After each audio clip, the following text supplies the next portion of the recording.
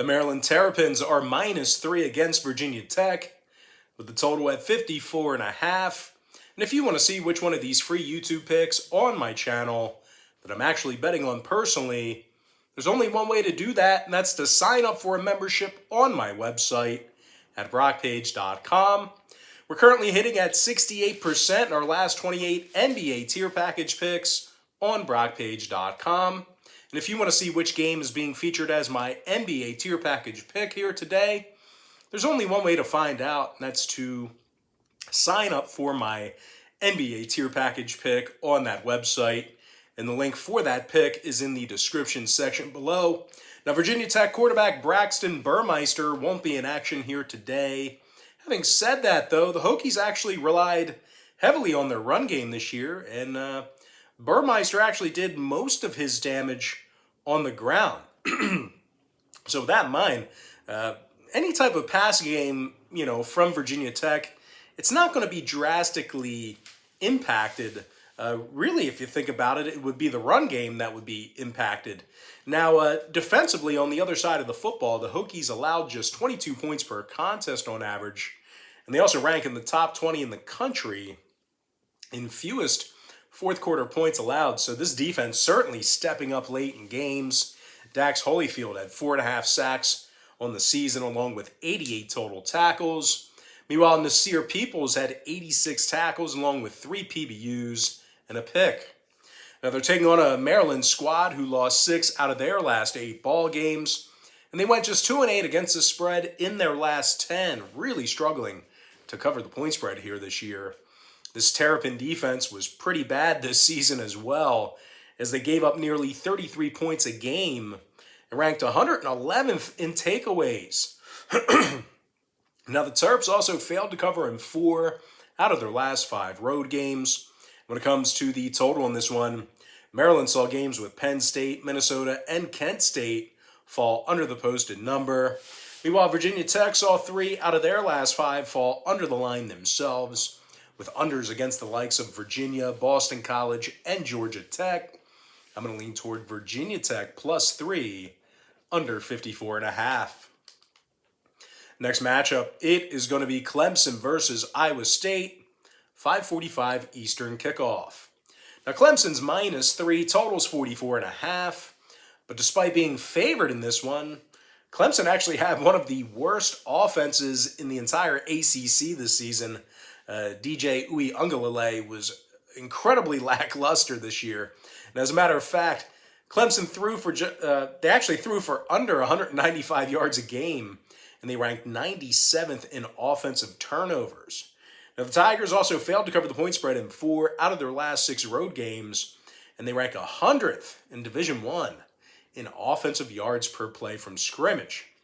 Now, they're taking on an Iowa State team who has one of the better defenses in the entire country, as they allowed only 20 points per contest in that high-powered Big 12.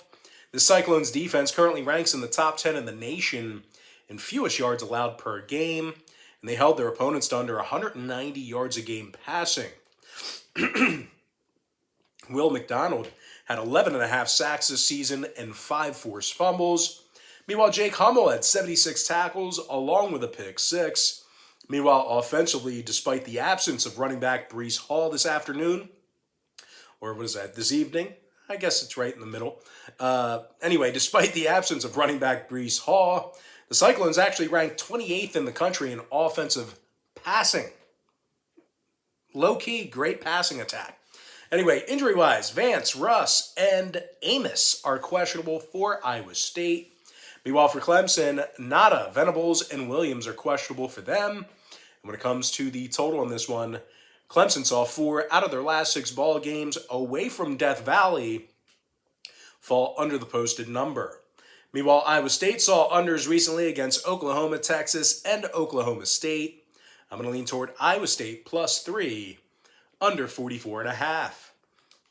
Next and final matchup of the show, it is going to be Oregon versus Oklahoma, 9:15 Eastern start time. Oklahoma's -7, total 62.5.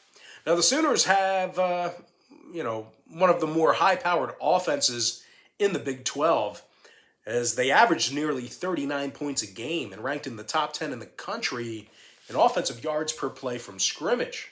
And although many folks think offensive passing when they think of Oklahoma, it was actually Kennedy Brooks who rushed for over 1,100 yards on the ground this year and scored 10 times. Now, the junior running back also averaged a healthy 6 yards a carry. The Sooner offensive unit also ranked in the top 15 in fourth quarter scoring. Now they're taking on an Oregon team who lost 2 out of their last 3, and they gave up 35 points a game on average during that short span. Now the Ducks lost 3 of 6 away from Outson Stadium this season. They also struggled to throw the football away from home, as they currently rank 104th in that particular category I just mentioned. And of course, their big stud defensive end, Kayvon Thibodeau, he's sitting this one out today. He's getting ready for the pros. Not a bad decision there. I mean, these bowl games, for the exception of, 1, 2, and then the championship. I mean, these bowl games are pointless. They're pointless unless you're going to gamble on them. So anyway, once again, Kayvon Thibodeau, he's sitting this one out, getting ready for the pros. Can't blame him there.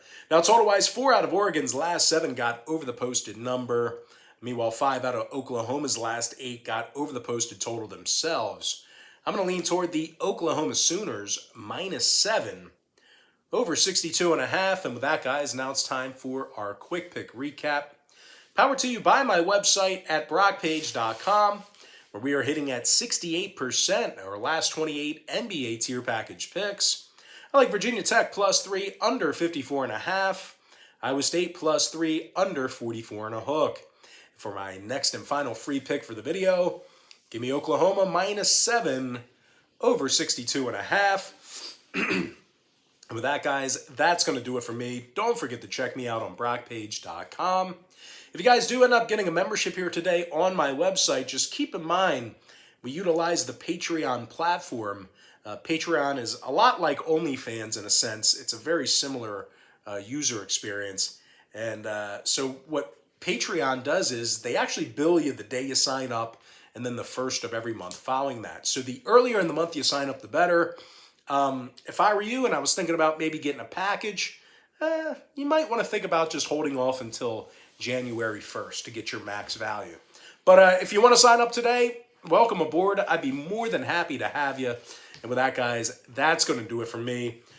I got to thank you for joining me right here on YouTube. I really hope you enjoyed all this great free content, all this great free information. And with that said, guys, happy Wednesday to you. Happy hump day to you. And I look forward to seeing you later on today on my website at brockpage.com.